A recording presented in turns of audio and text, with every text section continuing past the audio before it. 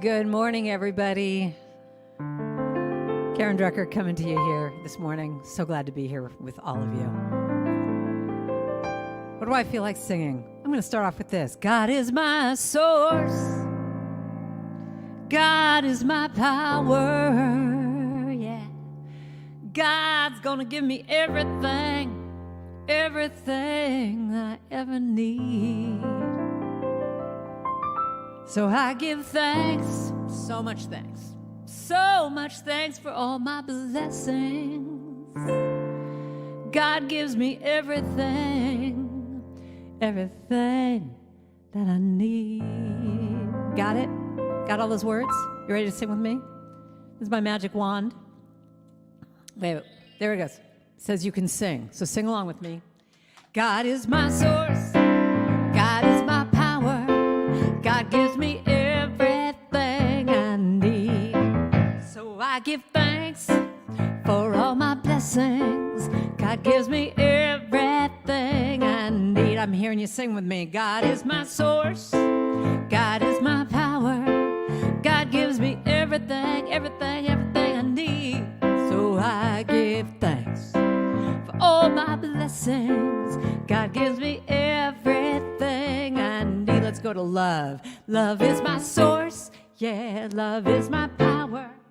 Love gives me everything I need. So I give thanks. So I give thanks for all my blessings. Love gives me everything I need. You want to have a little bit of peace? Peace is my source. Peace is my power. Peace gives me everything I need. So I give thanks. I give thanks for all my blessings. Peace gives me everything. Let's go to some joy. You want some joy? Joy is my source. Yeah, my power.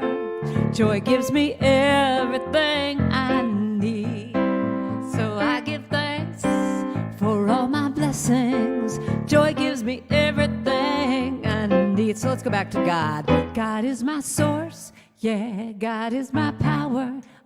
God gives me everything I need. So I give thanks, yeah, for all my blessings. God gives me everything I need. And listen to that last line. God gives me everything I need. God gives me everything I need. When you don't know what you're doing, God gives me everything. When you don't know how you're going to pay your bills, you just say, God gives me everything. Everything, everything, everything. God gives me everything that I need. God is my source. God is my power. Yeah, God gives me everything I need. So I give thanks for all of my blessings. God gives me every little thing, everything that I need. Everything. Everything. Yeah. Yeah. Thank you, Karen. Thank you, Karen Drucker. It's so good to have you back with us. I love you so much. You I'm and crazy your about music. You. Karen Drucker, you have to check out her website for all of the extraordinary things that she's doing. We feature her music a lot. She's one of the premier music ministers in the New Thought movement and beyond. We are so pleased to have you with us. Thank you for that opening song. We look forward to having you back with us to close out this section and for you to be with us in our Zoom party as well. Can't wait. Thank you, Karen. So I'm the Reverend Deborah Johnson, and welcome to Inner Light Ministries, our Sunday celebration service. It is an honor and a privilege to be here with you every week, regardless of where you physically may be. Say all the time, where you are is a sanctuary. Wherever you are is holy ground. It's not about an edifice. It's not about some religious symbol. It's that you are a spiritual being, and wherever you are is holy ground. So in this moment right now, I want you to think of wherever it is that you are. You could be in your kitchen, you could be in your bedroom, you could be in your car, you could be out at the beach, you could be any place. But in your mind, make it your living sanctuary, because you're there. You're there. Just breathe that in. What a wonderful time that we are in, this extraordinary moment, even with all of its challenges. We're in the midst of a global pandemic. There's so much social justice unrest that's happening, insurrections that are going on just this month at the Capitol in Washington, D.C., an inauguration still just this month. We're just now ending January 2021. It seems like such a really long month, already. And there's also so much joy that's going on. There's so many ways that people are finding to connect with one another, ways to be compassionate with one another, to be genuine, to be caring. Our theme this month is intent. Intent. Remember, intent is not just a goal. It's not just some place that you're trying to arrive to. It's the other way around. Your intent arrives before you do. Let that sink in for a moment. Your intent arrives before you do. Our intent is a place of integration. It's not a destination. It's a place in consciousness. And our intent is that place where everything lines up, where our thoughts, our deeds, our actions, our feelings, what comes out of our mouth, where our motivations, the processes that we're using, that they're all lining up and they're all moving in the right direction. They're all moving in the same direction. Because as human beings, we have an extraordinary capacity to be at cross purposes with ourselves, to be thinking this thing, saying this thing, doing something else, and motivated yet by something else. But the place of intent is when we bring it all together. My topic today is building upon the solid rock. Building upon the solid rock. That's a takeoff from actually a parable in the New Testament scriptures.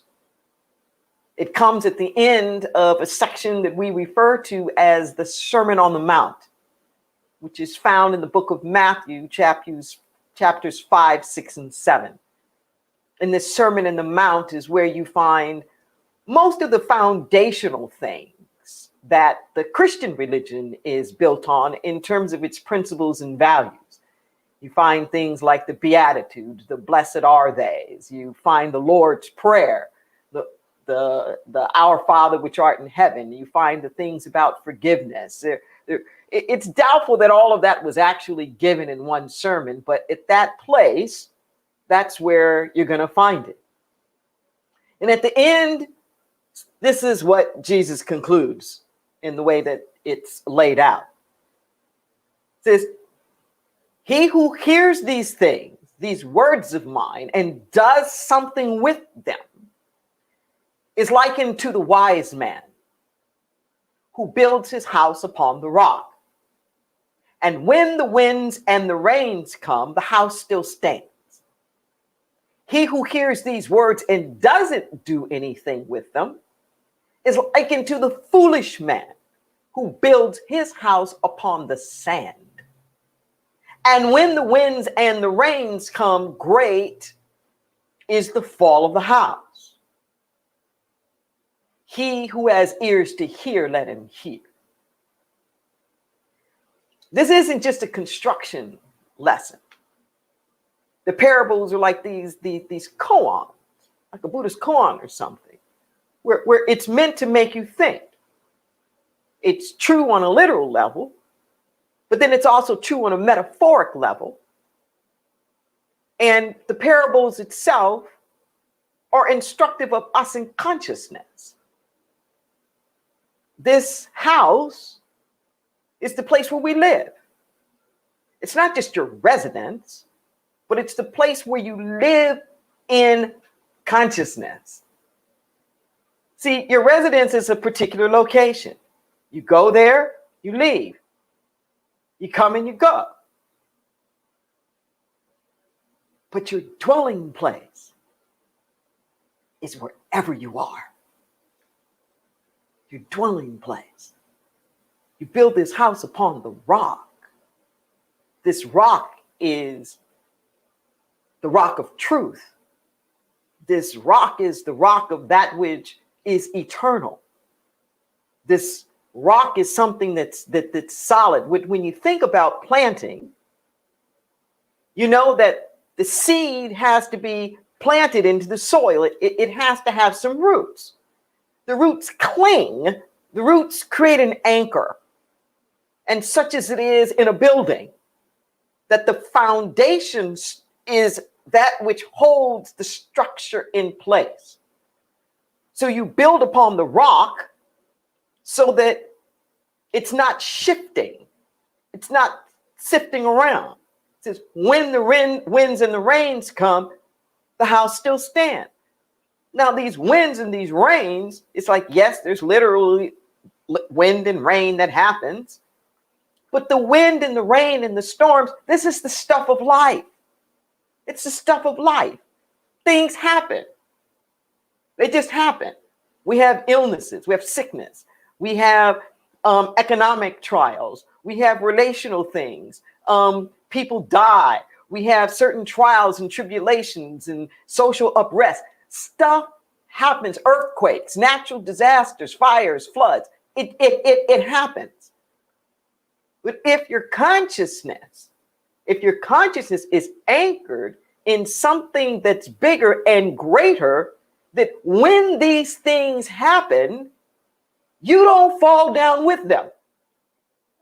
You don't fall down with them. That is the promise of spiritual traditions. Not that you get to be exempt from the wind and the rain. We have this trap in the New Thought movement. Why did this happen? What did I do to bring this in my consciousness? Oh, like if I was just spiritual enough, there wouldn't be any rain. If I was just spiritual enough, there wouldn't be any winds or storms. No, you're going to get the winds and the storms too. Just the difference is that your house will still stand. The foolish one that builds the house upon the sand. What do we know about sand? Sand shifts. You hear me say all the time that the only thing that ever needs to be healed is the sense of separation. What's the difference between rock and sand? Sand is granular. It's separated rock. That's what it is. You can't build in it because it is responsive. It is subjective to all of the weather patterns, the things that are happening on the outside. When the winds and the rains come, whatever you have that's built in the sand starts to fall. Great is its fall. Jesus wasn't being negative here by saying this. It's pure cause and effect. You build upon the rock, winds and the rains come, your house still stands. You build upon the sand, the winds and the rains come, your house falls. Doesn't matter what the house was. I remember one of my spirit letters just questioning me and saying, why are you asking me all these questions about why did this thing happen and that thing happen? You built it in the sand. Just what is it you need to understand, my reverend daughter, about sand to know that it shifts? ? There's no way that it came out in the letter. How much do you need to know about sand to know that it shifts? The world of the temporal. People, places, things, ideas, institutions, concepts. Those shift. They shift over time. Your body's going to shift. If you just try to anchor your life in your strength or just your physical capabilities or whatever that is that you're able to do, that's going to shift over time. Just breathe that in for a moment. It shifts. There's a line in one of my favorite songs, Rolling River God, where it says that time brings change. And change takes time. Too many of us are living our life with the intent of nothing ever changing. We want to be safe. We want to be secure. And we want to set this thing up so that I know that it's always going to be there. So I can live within my comfort zone. That's part of the challenge that's happening now with the COVID-19 crises. Is that so many of the things that we've built, so many of the things that we've been banking on, they're not there. And we don't know if they're ever really going to be restored. And who are we without them? We're having to take a really good look at ourselves. And what do we value? What is important? Just breathe that in for a moment. What is your intent? Build upon the rock. Build upon the rock of truth. Build upon the rock of justice. In this same Sermon on the Mount, Yeshua, whom we call Jesus, Yeshua says to seek first the kingdom of God and all things, to seek first the kingdom of God and all of its righteousness, and all things will be added. This kingdom of God would be like the highest heaven right here on earth. The righteousness is literally justice. Linguistically, it's justice. If you seek first a kingdom in which everybody is blessed with all of its justice, then all of the material things will follow. But we have it the other way around. We want to make sure that we're so materially secure, and then we'll worry about the justice. We want to be materially secure, and then we'll worry about everybody else when I know that mine's taken care of. The prayer that he said to pray is a collective prayer. It's an our prayer. Give us this day our daily bread. Forgive us our sins. It's an us that's happening there, with this recognition that even in quote unquote the our Father is that we're all equal. We're all sons and daughters of the Most High. However you conceive the great I am to be, the prayer is saying that we are all equal within it, all equal inheritors of it, that the place that we come from is this higher place. Live there. Let that be your intent. Whether it's on the most individual level of you as your personage, don't build your house upon your marriage. Don't build your house upon your job. Don't build your beingness on your children or your physical condition or the economy or the church or anything like that. That stuff is temporal. It's temporal. It can only be there for so long. Rome will fall. Every marriage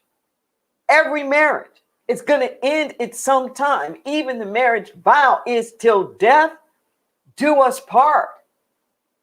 That at some point that will part. These bodies, they don't last forever. They don't. Illness, injury, one or the other. We're out of here. But there's something bigger. There's something greater. There's something divine within you that is transcendent of all of that. It is the great I am that I am of your beingness. It's your spirit. It's your essence. It's incarnate within you, but it can't be defined by all of that. It's bigger than that. It's greater than that. The stuff that comes and goes and it keeps saying, but I am. The divorces come and it keeps saying, I am. The deaths come and it keeps saying, I am. The jobs come and go and it just keeps saying, I am. And that is our intent. That's the place where we live. That's the place that we choose to be. That's the place that we build our house. Just breathe that in. That is our deepest intent, whether it's on an individual level or whether it's on a collective level. People who come into the White House, they're going to come and go. Political parties, they're going to morph and change or do whatever it is that they do. But if we have the intent of bringing forth the highest heaven right here on earth, if we seek first the kingdom of God and all of its righteousness, all things will be added.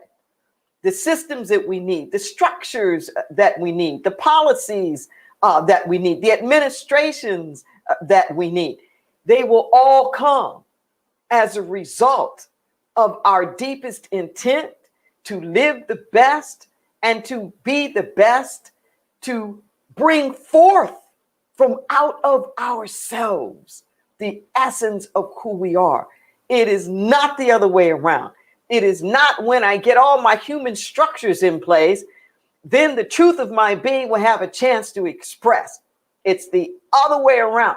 When we express the truth of our spirituality and who we are, then all of the outer things transform, transmute, become what they are meant to be, because we have come true. Our dreams are waiting for us to come true. Just breathe that in for a moment. Breathe that in. And I would love for you to continue this conversation with us. We have a Zoom watch party going on right this very minute, where people have been together in spiritual community, watching this message on a Zoom watch party. You can join in at any particular time that you'd like to join in. Karen Drucker, whom you had heard in the beginning, in a couple of minutes is going to be closing us out in a closing song. And she's going to jump on into that Zoom meeting. So I'll be there and she'll be there. We can sing along some more and real engagement. There'll be breakout groups where we can talk to one another about what's coming up for us in this message and share the things that we're grateful for, learn about more ways that we can be in community. We invite you. We invite you to join with us in that. The other thing that we invite you to do is to check out Karen Drucker's website, karendrucker.com, and she has these wonderful opportunities to sing along with her. One is going to be on Valentine's Day, and I know that's something that you want to participate in. It's just sign up. She's not even charging for it, although I'm sure love offerings are always accepted, and there are other classes and things of hers that you can participate in. We invite you to also support this ministry, Inner Light Ministries. There are many ways that you can do that. You can check out the donate buttons wherever you are right now, where you are live streaming. We have a PayPal account, paypal.me/Inner Ministries. You can also text to give, and the numbers are right there. We appreciate all of the gifts and all of the contributions. We know how hard people have been hit economically, and we feel every bit of it. Not being able to be open for months and months, on end. We feel it with you. We understand, which is why we are so grateful for all of you who are capable and have it to share some of your love and some of your joy with Inner Light, so that we can keep, in fact, multiplying the consciousness. One of the ways we've been multiplying the consciousness the most here is through our food pantry, which we have open every Thursday at noon at our center in SoCal, California. That's the Santa Cruz area at 5630 SoCal Drive, where we are distributing massive amounts of food, thousands of pounds. I think we're up to like 7,000 or 8,000 pounds a week now. If you know anybody that needs food, perhaps you need it yourself. There's so much food insecurity that's going on now. We have large space, acres here. So the pantry is outside, COVID safe, regulations. Please, if you're anywhere in this area, come by, pick up something for yourself, take it to somebody else who might need it. There's not a supply problem. It's a distribution problem. Let's make sure that everybody is taken care of. And of course, if you want to come and help and volunteer, we invite you to do that as well. If we just keep caring and we just keep showing up, we will all make it through together. I promise you. So I'm going to welcome Karen Drucker back to close us out in this streaming section, and then invite you to join us over in our Zoom watch party. So Karen, give us a little something to take us home from here. It's great. There are so many, I went through 5 different songs in my mind of what I wanted to do, but when I thought of the shifting sand, I'm going to sing you this to take you home today. So this is my song when I'm in that shifting sand and don't know what's going on. I just say, I will surrender to my greatest, highest good. I will release any fear that blocks my way. For every step I take is taken in pure faith. And I'm more loving every moment, every day. My mind is willing and my heart is open wide. I trust my instincts and let Spirit be my guide. I vow to live a life that's real and pure and free as I continue walking in this mystery. I will surrender to my greatest, highest good.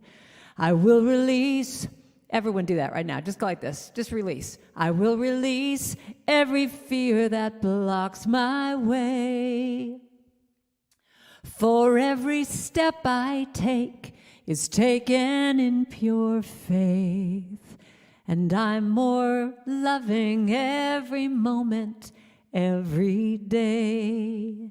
Now there may be walls and there may be roadblocks in my way, but I can choose. I'm going to say that line again because it's kind of important. I can choose. Actually, it's what I always talk about in everything that I always do.